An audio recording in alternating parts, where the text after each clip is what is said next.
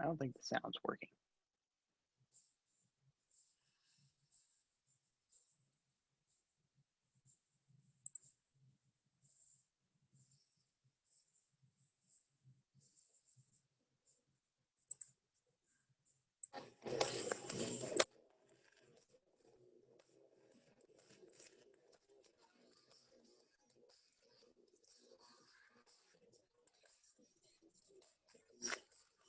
No, I still can't hear it.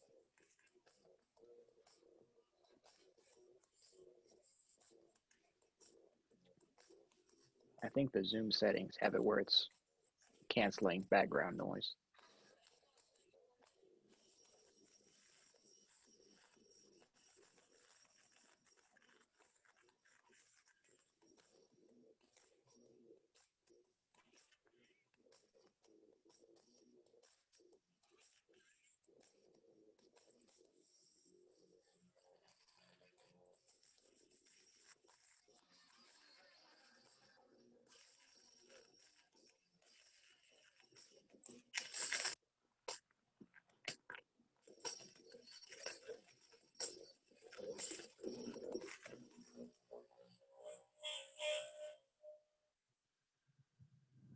Okay, so apparently guys could not hear the Beatles just then. I'm sorry about that. But I'm going to talk you through this really quickly. I'm not sure why you could not hear the Beatles. That's a little worrisome. I'm using a computer that's different than the one I used last semester as I'm in my office instead of at my home. And so I may need to configure some things. But you guys, true or false, you could hear the music on Monday. I could hear the music on Monday. Okay, so you could hear it on Monday, but today you couldn't. Yeah, I think that may be because the last one you were using a YouTube video and this one was like an embedded audio file. Okay, so from now on, I'll just go straight to YouTube. I can do that. All right. So sorry you could not hear that, but let's go through really quick. I'm going to share the screen again, and I'm going to share with you the Canvas page to kind of go through some stuff one more time. This is what your start page looks like. Okay. So here's your start page. That's what it looks like. It tells you how to join the Zoom meeting right here. There's a link to the YouTube playlist that has all the class recordings. They are all right there. If you really need to go through the announcements, like for example, if we put one up here and so one gets scrolled down and you want to go look at it again, just go to announcements. Modules is key. All right, so let's start there. Cengage text and exercises. Now I looked on the enrollment for Cengage just before this class, and it said 160 people had enrolled. So that's a good start, but it's not quite there yet. So can you guys see this, or did it go away? So just a reminder, this is a free trial for the first 2 weeks, but it's not 2 weeks of free trial. So that means if you wait a week to get on it, you don't get any extra time. It's 2 weeks from Monday, free trial. Okay, so get on there right now. And so you can work with me on this. You're going to load Cengage text and exercises in a new window. When you do it, what will happen is this.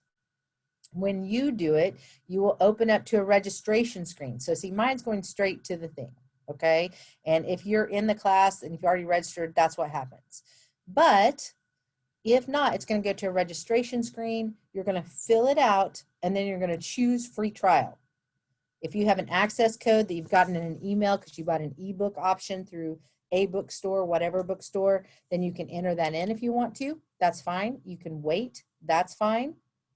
All right. Or you can just buy it. You say, hey, I just want to buy it. I know that this is the only class that is using Cengage, so I'm going to buy it right now. That's great. Do it. If you have any other classes that are using Cengage, you want to choose the Cengage Unlimited option, which is $120. And you say, why would I want to pay more? Because you're actually paying less. If you have 2 classes that are using Cengage, that means each book costs $60 instead because it's unlimited. If you have 3 classes, they're $40 each, etc. I know that there are quite a few gen ed classes across the campus that use Cengage. Okay. in chemistry and math, and I think in psychology too.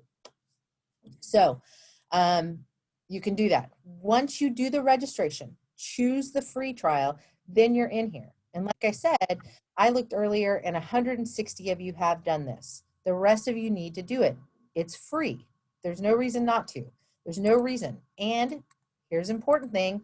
These two right here with the counts toward the grade orange dot are due on Monday. They're due on Monday before class starts. So they're due on Monday at 2 p.m. They don't take very long. And as a point here, we have discovered that if you use Firefox while doing the watch and consider, then it asks for Adobe Flash, which as you know, no longer exists. So you cannot use Firefox browser. You have to use any other browser but Firefox. Okay, any other browser but Firefox and it will work. Okay, all right, so please register right now because I'm going to have you do something else in just a minute. Okay, so do it right now, okay. I want to remind you also in modules, if we go to modules, there's lots of fun things. So for example, today, week 1, this is the second day of week 1, I asked you guys to read the Declaration of Independence and Letter from Birmingham Jail. Those are not big, long documents. These are short documents, right? So I want you to have read them for class today. If you have not read them yet, read them after class. We're going to talk about them now. And so I'd like for you to be able to participate. And that's why I wanted you to read them before. But if you haven't, please read them after class. And then tomorrow in your lab, you have workbook page 1, chapter 1, page 1, and chapter 1, page 2 due. Okay, so if your workbook hasn't come in yet, you can, just pull this up and look at it and write things down from it. Okay, you can just write down what does a democracy include? What words come to mind? What does democratic government require?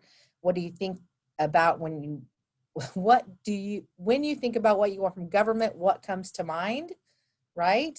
And then on the next page, because there are 2 pages with this first chapter, do you think the United States is a full democracy? What things make you think it is democratic? What makes you think it's undemocratic? And then I give you the G20 and I tell you to give me the 10 most democratic nations. Now, your fellows are going to talk about that with you a little bit on Friday, so be sure to have your workbook done when you come to class. Your fellow in class on Friday may say, great, I want you to always bring it to lab. That's how I want to see it, okay?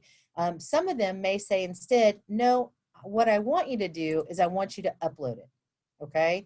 So if you look at assignments and you go to lab work and participation, workbook chapter 1 is right here. I cannot submit anything, but yours will look a little bit different if I put it in, let me change my view here. Then it'll say submit assignment. So yours will actually look like this and it'll say submit assignment. So you're going to click and you can either just type it in because it's a text entry box or a file upload, or if you took a picture of your workbook and you put it in like that, you can do that too. Either way works. Okay, so that's due on Friday. On Monday, Cengage is due. So hopefully right now, if you have not already signed up for it, you are doing it right now. Back to modules one more time. So yours looks exactly like this, okay? I've logged into Student View. This is exactly what you're seeing. And here, the condensed wealth of nations, I just have it there in case you want to know more about the arguments of free trade, okay? That's just for you to know. But here I have today's lecture, okay, in PowerPoint form, and I have the questions from this lecture. And I'm going to open this up, and I'm going to suggest that you download these or at least take a snapshot and write notes whenever I'm talking during the lecture for each class, okay? And they'll always be up before class. The reason why is these focus what we're going to talk about in the class, so you can kind of say, what did I get out of that lecture? I got this out of this lecture, and I know this. I remember this lecture now, okay? And so you don't necessarily have to watch the whole Zoom lecture over. Or you might say, I wrote this down. It doesn't make sense, so I want to watch this portion of the Zoom lecture to get that in there, because these will be questions that are either multiple choice questions or essay questions on your exam. A lot of it will also come from the Cengage, from those exercises that you're doing on Cengage. It'll come from there, from the reading and those exercises, but some of it will come from this too. So it is very important that you do that.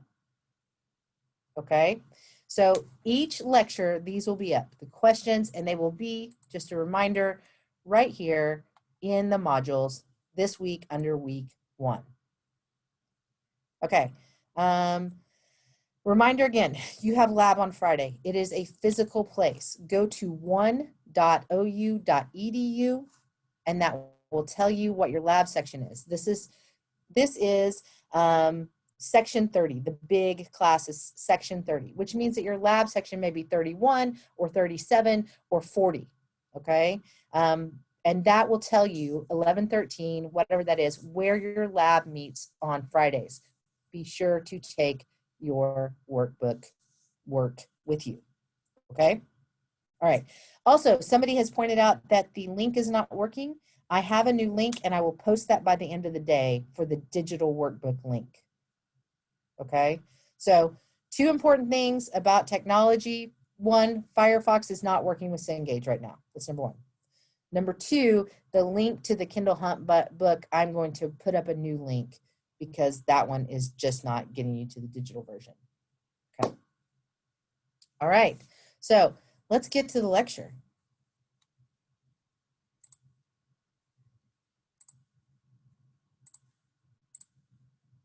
All right, so you guys cannot hear the Beatles, and I'm very, very sorry about that because I do like to start with a little bit of music to get you in on it. And so I'm going to have to, from now on, go from a YouTube instead of an embedded, and I will do that. All right. I think there's some stuff in chat, but, oh, great. Eric put the link up. Thank you very much. And then somebody asked about the course key. I'm trying to get my ebook to add to the Cengage. There is no course key. You have to go through Canvas and sign on through Canvas. It is the only way to do that, okay? You have to go through Canvas. There's not a course key. It's linked to the class, and so it's embedded in the class. All right. Let's see here.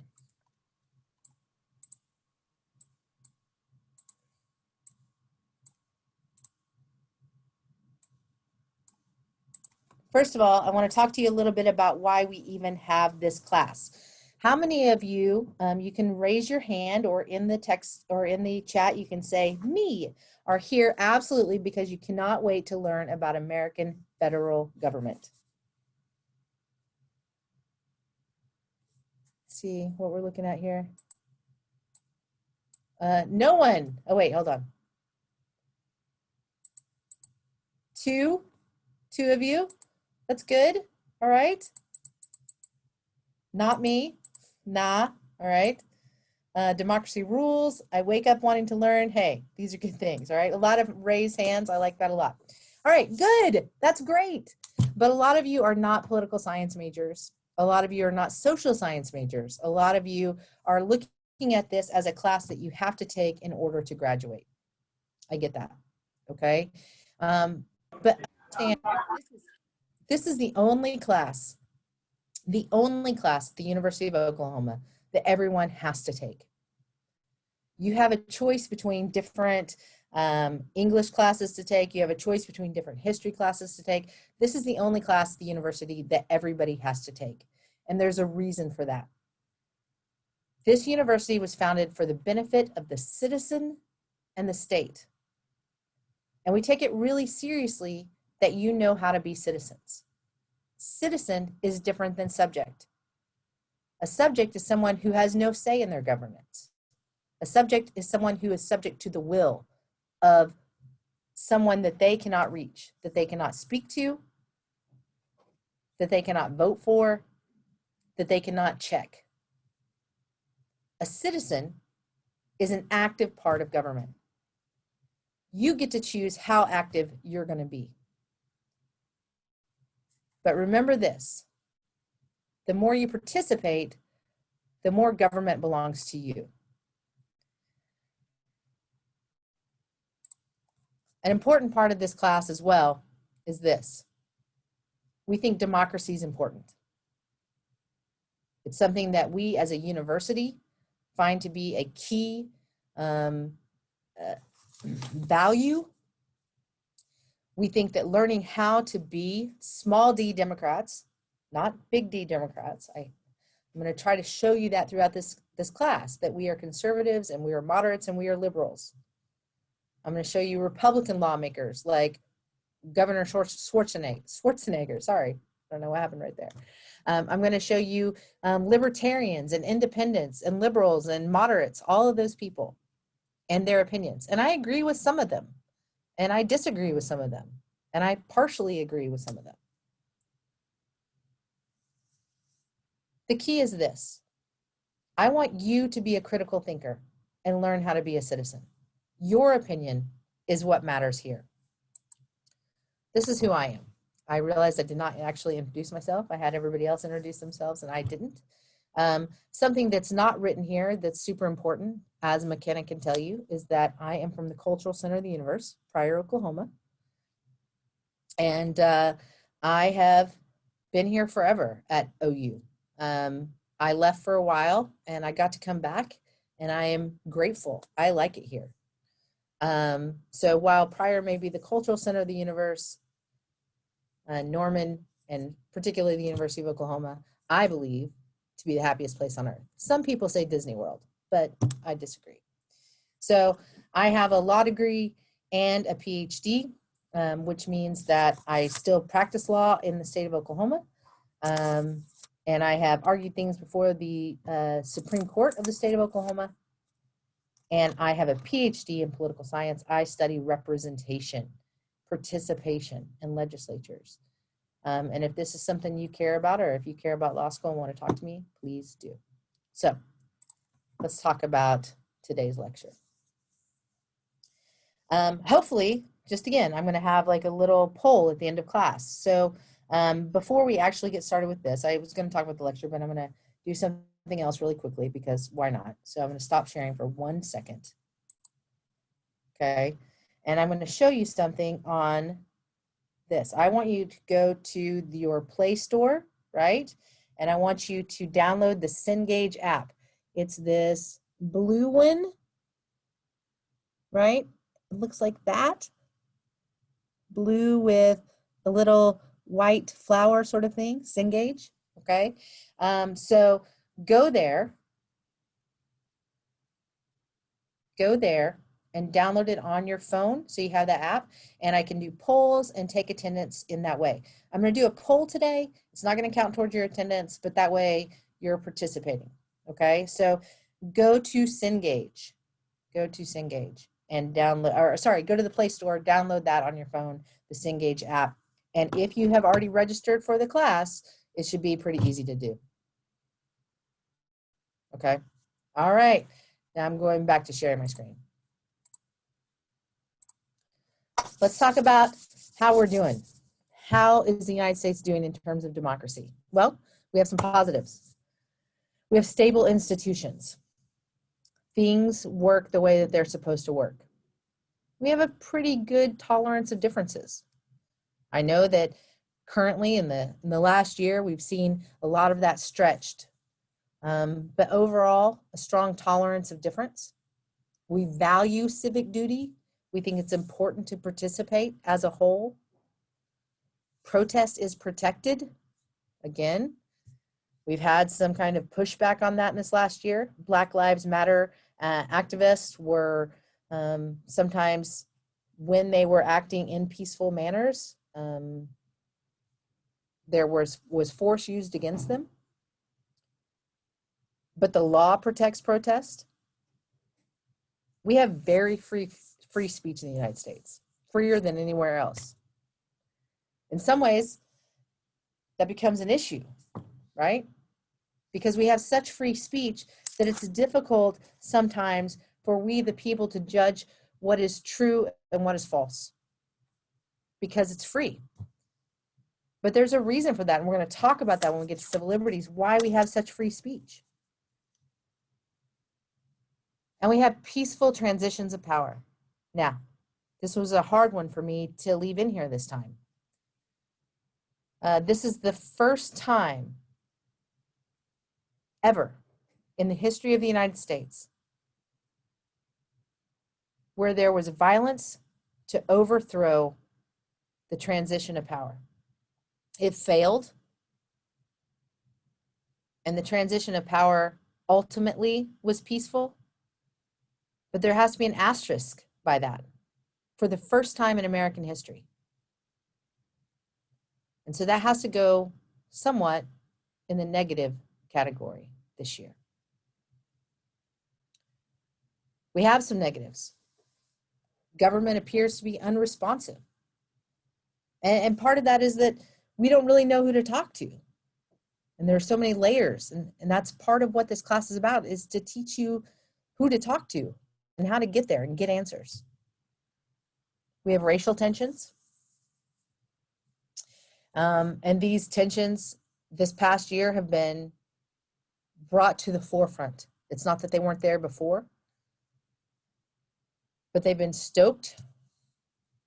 We have high levels of activity by white supremacist groups in the United States. We have had a history of mistreatment of people who are not white in the United States. We have increasing poverty in the United States. Since the 1980s, the distance between the very poor and the very rich has gotten greater, and the middle class has shrunk. It's worrisome. The public tends to distrust institutions, and I'm going to show you later in the class a graph of that. And I think you're going to be, I know that I am at least, incredibly surprised at how low the trust is for our different institutions. From the church to Congress to the media, our institutions are distrusted. The highest level of trust, the only two institutions that more than half the people trust are the CIA and the courts. Think about what that means. A lot of it has to do with flow of information, maybe because there's such a flow of information and it's unedited. We question these other institutions much more than we do those. We distrust some religions. People tend to distrust religions that are different than their own. And right now, our government has an incredibly high debt. And that high debt means that our debt is owned sometimes by foreign banks, sometimes by we the people. But it means that, most importantly, this, that because we have such a high debt and high level of automatic payments that we're making, it's very difficult for us to do public works, to build infrastructure. And this makes the people feel more and more the government's not looking out for them. So, why do we even have democracy? Let's talk about that. First of all, we have Aristotle, who talks about natural law. People are able to discern what is right using logic.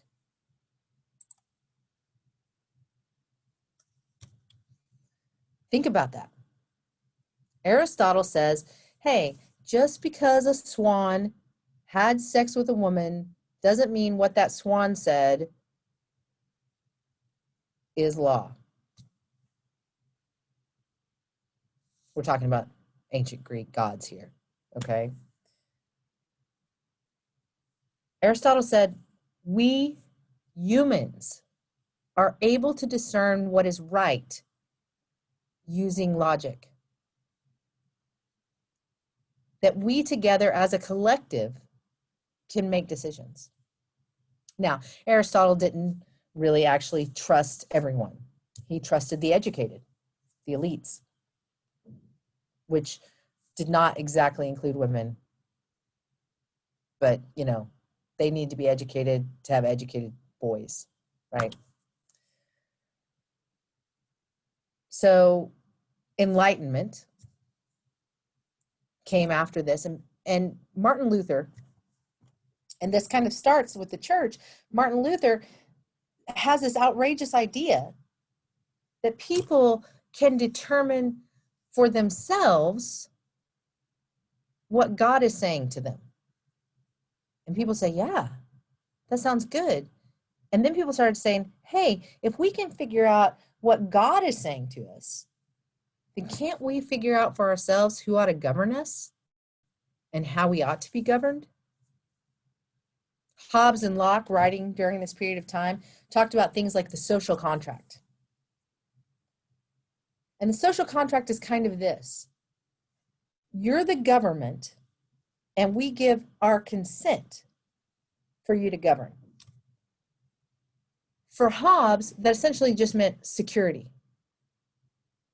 right? It just meant security. As long as there's some way for grievances to be made, if your neighbor raids your farm, and you can go to the Chancery Court and you can get your stuff back, social contract, king can stay in place. Locke went a little bit further. Locke said, well, sort of. Locke said, there are other things here. He says, it's important that other things be protected. And he said, if there is natural law, then there are also natural rights. In other words, there are things that make us human. This natural law and things that we have a natural right to. So there's some key thinkers that people were reading at the time of the revolution. And I have something embedded here, which I guess you guys will not be able to hear, so I will leave it alone. Okay. Adam Smith, The Wealth of Nations, I put that up for you so you can look at it if you wanted to. And then Thomas Paine and Common Sense, which you're going to be able to read a little bit of on Cengage. But these are the people who are thinking. These are the people are reading at this time. Okay. So let's talk about the Declaration of Independence, right? You guys read it? Or I'm certain that the vast majority of you read it. And so I want you guys to tell me what stood out to you about the Declaration of Independence.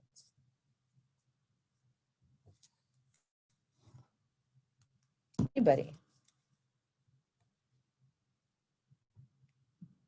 Anybody at all? I thought it was interesting how it talks about the pursuit of happiness in it. Great. We're going to talk about what that even means, okay? So Locke, just so you know, and we're going to talk about that in just a second. Locke says, hey, look, some natural rights are the rights of life and liberty and the right to own property. And that gets changed a little bit in this. I thought it was interesting that the pursuit of happiness is, to my understanding, is pursuit of property. And I thought that was kind of an interesting thing to make, that we hear now, like money won't buy you happiness, stuff like that. But in our most founding documents, the pursuit of happiness is the pursuit of property. Yeah, was that a substitution, or did they conflate the two at the time? That's what I was actually, thinking. it's actually different. Do you guys want to know? Is it? Yes. Educate me, please. All right, you guys ready? Okay, happiness in 1776 meant fulfillment, meant being all you can be.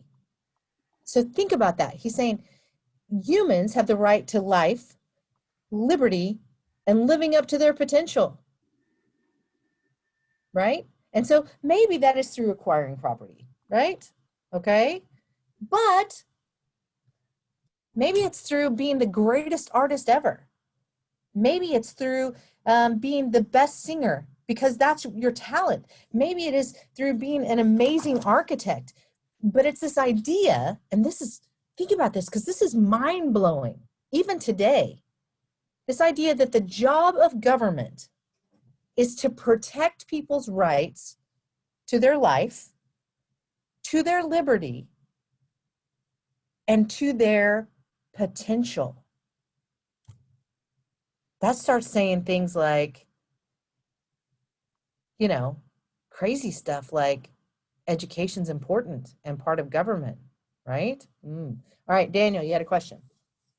Not really a question, just a statement on the Declaration. And what I noticed was through the first third of the paper, the theme that I really saw was kind of just interpretation, because obviously there's a lot of statements and quotes such as all men are created equal, unalienable rights, life, liberty, and obviously those types of terms have a massive different meaning than what is today. Well, let's think about this though, okay? And I've noticed a lot of chatter here in the chat. So let me talk about that for 1 second, okay? So this idea that all men are created equal. Here's my favorite part of it, okay? We hold these truths to be self-evident, that all men are created equal. And as you guys are saying, what? Of course not. They weren't equal. But words have power. And this is a principle that we as US citizens go, yeah, all men are created equal. Whether we believe it for individuals or not, we believe it for ourselves. And the world started to believe it too, at a time when nobody believed this. He says, duh, all men are created equal, and it's just not true. But later on, and this is important, right? Later on, people are writing about this and they're saying, he wrote truths, whether we were making them fact or not at the time. Maybe we weren't enforcing them at the time, but this is the promise of being in the United States. This is the promise of America, that all men are created equal, and women, right? We'll talk about that in just a second too. I think it's important to understand, where they were coming from. They were coming from England, which was a class structure. And that class structure was being broken down in the United States. And I think that's one of the things that Thomas Jefferson really wanted to hit in the Declaration of Independence to his audience, the king and future generations. That's what I was gonna say something about that too, is that the context of it is he's kind of telling England that they're equal, that the people of the United States aren't lesser because they're not in England, and that's how they had been treated. And so it was kind of the opposing their own oppression, but then it was translated into opposing everyone's oppression that they feel sometimes in their lives. So I don't know, I thought that was kind of interesting. It was taken from such a specific context into something so broad and accepted. So yeah, I mean, and I think and understand this is the gorgeousness of this document. And look, we can talk about Thomas Jefferson's many failings, right? He was the youngest member. He fully believed this. He fully believed it. Now, did that mean his actions met those beliefs? No, we know that didn't happen, right? But this document itself stands immortal, while he does not. I think Guinevere, Nolan, and Nathan all have questions. Let's start with Guinevere. So when I was reading through it, I noticed obviously it says that all men are created equal, but it also carries through with the whole declaration that and if you go into the second page on the one that's on Canvas, it's literally says he can do this, and it carries through with that theme of at that time that the white men were superior. And somebody said earlier that this paper was used to show that the United States was now equal to Britain. And I just think it's kind of, I was reading through it and I was kind of thinking that it was ironic that we're using this to say that we're equal, but then we're not including all of our citizens as equal by saying that all men were created equal. That's a great point. Most of the founding fathers believed that slavery was bad. Most of the founding fathers also had slaves. Okay? So there's obviously a conflict there. And I want to be clear about that. Okay? And Cooper puts this unpopular opinion up here. The founding fathers laid out great outlines for a free world, and their downfalls were just normal parts of life at that time. I don't know if that's an unpopular opinion, Cooper. I think that's kind of really what we're talking about here. You know, we're talking about people who really wanted the world to be better and really thought slavery was bad and really hated the fact that they relied on slavery.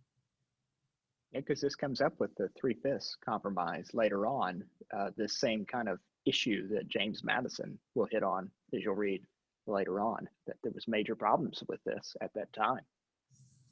Yes, I mean, this is, I understand that this is all complicated, right? And I want to say this to you now. We look at people and it's really difficult for you to think about them at any other time but our current time. But you have to, okay? We can't necessarily judge them by the standards of today. But at the same time, we kind of have to too. You know, hey, look, you could have done better. You knew better, right? Hamilton owned slaves as well. He did. He got them from his wife and also, etc. So, Destiny, you're next. No, Nolan was next. Sorry. Or Nolan? Yeah, Nolan. It's okay.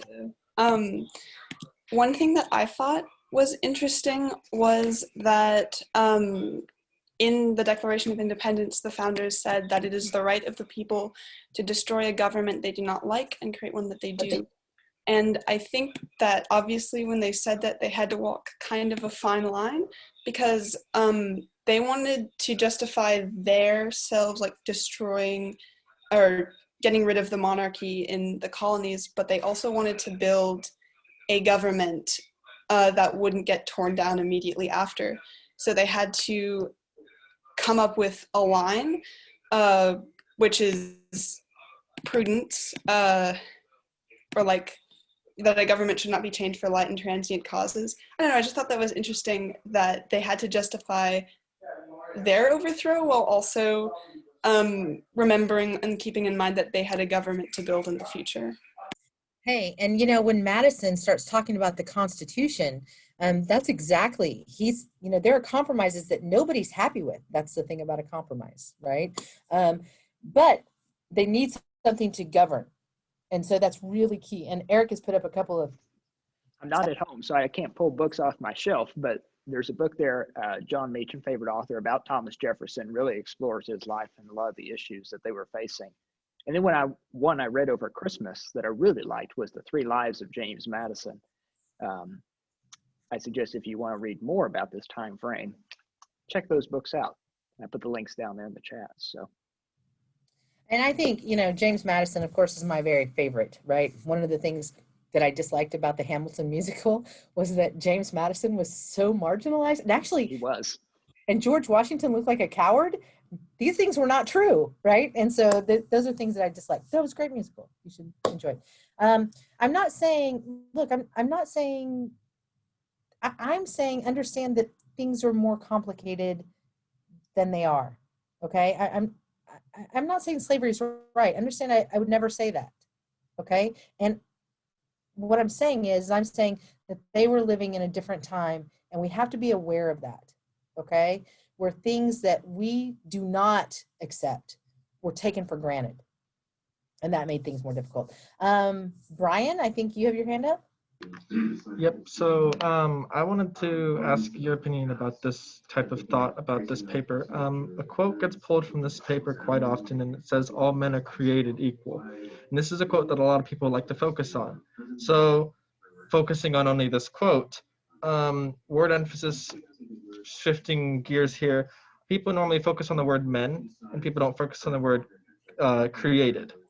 And so what if we change the emphasis from men to created, we see all men and women and creatures are created equal, but the statement is, and that statement is completely true, but we are all born the exact same way, but pursuit or right to pursuit was the problem, and so was behavior and allowing of behavior, and I feel like that was the problem that never got addressed. So I think that I was wondering your thoughts on that. No, I think, Brian, that's a great point. We all start at the same place, and maybe the job of government then, right, is to make sure that our lives are protected, that our liberties protected, and that we are able to live up to our potential, right? So maybe we all start at the same point, and I think that's a great point. We have to move on. But Brian, I think that's a good point. Ask your TAs on Friday. Yeah. So here's Locke to Jefferson, the Declaration, consent of the governed, social contract theory. We've already talked about that. He is talking about life, liberty, and property. Happiness, somebody asked me to repeat what this means. I think it's put in the chat, but remember it means living up to your potential, being all that you can be. It's a Nike ad, all right? And then it is another important thing that always sticks out to me, life, liberty, and property, is that there is not just a right to revolt if government is unjust, but a duty. Okay, and remember that's another important thing that we see and that we did not talk about in the Declaration, where it talks about justice. It is really one of the big reasons that there's a revolution going on, is because they feel like they're not getting justice from Great Britain. Okay, and so justice is key. A system of justice matters. Okay. So the Declaration, rebellion, liberty, solidarity, they're super optimistic. It's very egalitarian. And we really see those first state constitutions having all of that. Optimism, egalitarianism, a real focus on liberty, okay? And so those first ones have that. The Civil War, however, is going to provide a new founding for us. And it's going to be those people who are writing for the Union are going to use the Declaration, not the Constitution. Egalitarian means equal, okay? All men are created equal is the standard maximum of free society, says Lincoln. Standard maximum of free society. It is 90 years later, and now all men are created equal is the standard maximum of free society. He says, Jefferson has the coolness, forecast, and capacity to introduce into a merely revolutionary document an abstract truth, applicable to all men and all times, and so to embalm it there that today and in all coming days it shall be a rebuke and a stumbling block to the very harbingers of reappearing tyranny and oppression. All men are created equal. And we say that as a truth today, and they did not 250 years ago. It matters. Understand, when we're talking about a majority versus a minority, we're talking about thinkers who are shaping us at this time. He says, this is the emblem of humanity, the Declaration of American Independence. Just before the Civil War, we do have the role of women, right? Elizabeth Cady Stanton is working really hard with the Seneca Falls Declaration, where it reads an awful lot like the Declaration of Independence, but it says things like, hey, look, women and men are equal, and men have usurped the power of women, and men have been tyrannical against women.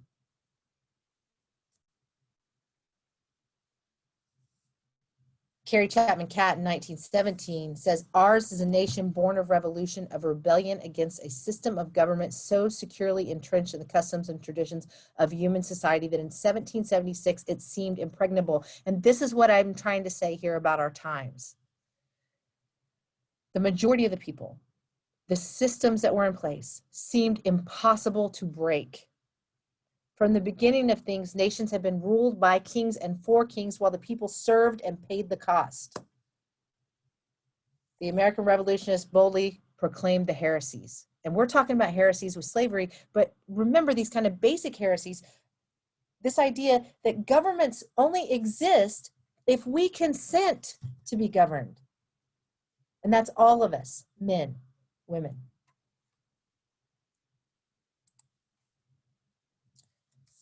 You guys read Letter from Birmingham Jail, and it looks like we are not going to have much time to talk about it. But I do want to talk about Martin Luther King Jr. talking about that I have a dream. He's talking about the declarations, and he says to you, I say to you today, my friends, even though we face difficulties of today and tomorrow, I still have a dream. It is a dream deeply rooted in the American dream. I have a dream that one day this nation will rise up and live out the true meaning of its creed. We hold these truths self-evident, that all men are created equal. Now, you guys read Letter from a Birmingham Jail, and I really want to talk to you about it. We only have 5 minutes, and so I don't know how much we can talk about. So I'm going to kind of talk, and if you guys have something you want to put in there, then please speak up or talk to me right after class or whatever. But there's some key things here in Letter from a Birmingham Jail. First of all, I want it to be clear where he wrote this. He wrote it in jail on scraps of paper that he found and that were given to him on the back of things. Okay? And there are many things that stand out to me about this letter. One of the things that really stand out to me is that he says, we cannot, right? We cannot expect oppressors to willingly give up their power. We must take it from them.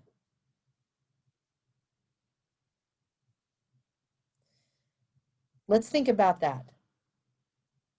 Something else that always stands out to me, and there are 4 steps to nonviolent protests. We're going to talk about that a lot during civil rights. We're going to come back to this, okay? But something else that stands out to me is he talks about his daughter, and he says, here is what I am seeing. I am seeing that other people's hate are causing my daughter's perfect mind to be twisted in an unconscious hatred of white people because they treat her badly, because they hurt her, because they hate her. He says, you're destroying my daughter, this perfect creation, with your hate. And that's why I'm here. And this is kind of the final thing I want you to take from this. He says this. He says, you ask me why I'm here in Birmingham. I'm in Birmingham because injustice is in Birmingham. And injustice anywhere is a threat to justice everywhere. What else stands out to you guys? Anything? I mean, obviously a lot of things. It's a great thing. Nolan. Hi. One thing that stood out to me was the role that negotiation had in, like, according to him. Also, the founding fathers in the Declaration of Independence, towards the end, especially really highlighted the fact that they petitioned the king for their rights first before doing anything drastic. And that's kind of the idea with direct action too, is that you petition first. But I also thought that it was interesting that the endpoint of direct action is negotiation again. So, like, all of the point of all the protests and sit-ins isn't to violently fracture away from the American government, but to actually, like, negotiate with it, which I thought was really interesting. And then I also thought it was interesting, like, how he called out white moderates, just because you usually think that the most racist are the most bad, but yeah, so that's what I thought. All right. Anybody else want to comment? Eric, you got something? I just put something in the chats from the Library of Congress. You can explore this little thing. I just found it. It's you can pull up like different things like pursuit of happiness, consent of the governed. It's from the Library of Congress, but you can click it and see where this idea came from and all the different documents that the founders used at that time to bring these thoughts into the Declaration of Independence. Pretty cool little thing. So I would suggest looking at it. Okay, thanks, Eric. All right, Abigail Adams, while they're writing the Constitution, says, hey, can any government be free which is not administered by general stated laws? Who shall frame the laws and give them force and energy?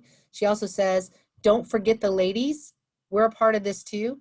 Obviously, when they were making the Constitution, they did. James Madison talks about checks and balances, shared power, federalism, and a framework for the rule of law.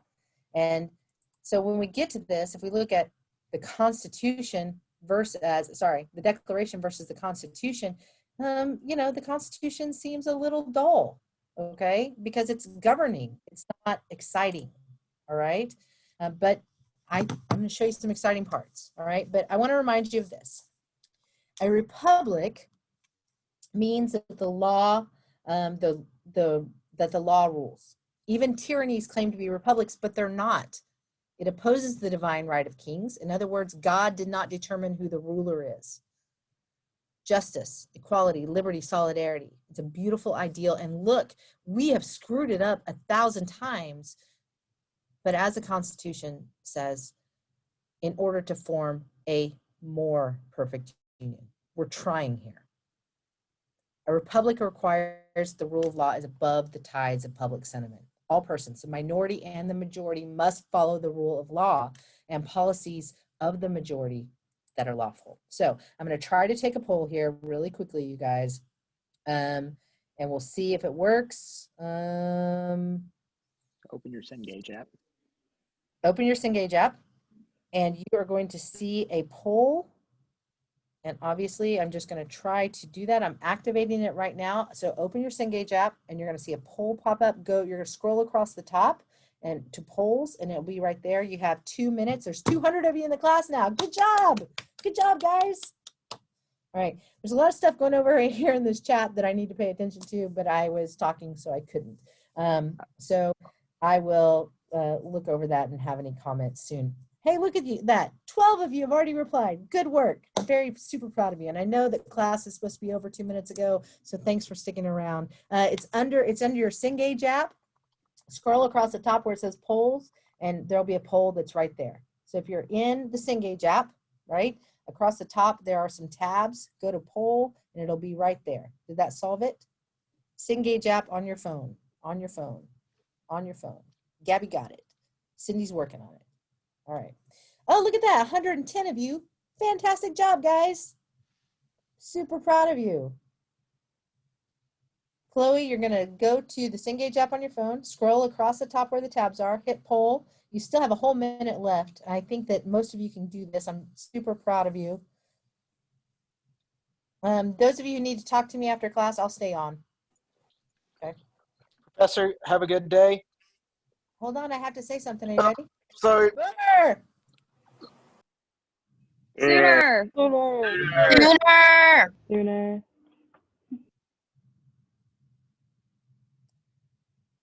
If you can't do the poll because your phone broke, then we will, that's okay. I'm having issues with the poll actually. It's not popping up for me.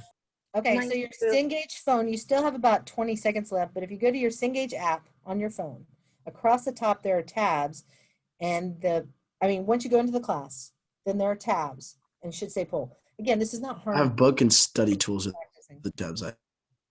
Yeah, you may have to log in and log out again. I'm on the polls, but it's telling me that I can't answer it, that the thing is already closed. Well, it just now closed. Just now. It did that when you first opened it. Like I went onto it and then it told me that I couldn't submit anything. If that happens, you might log out and log back in. This is, again, just kind of a dry run for all of us, and we're working. There's no access code for Cengage. You have to go onto Canvas, go through the top module, and get to Cengage directly from the class. There's absolutely no access code. On Max, check the syllabus for all due dates. Well, next time you'll be ready. This was a dry run, just for those of you who are ready. 42% say freedoms of belief, speech, press association, access to government. 34% say equality of persons. 18% say rule of law, and 5% say well-educated electorate. Okay, I will put that up later.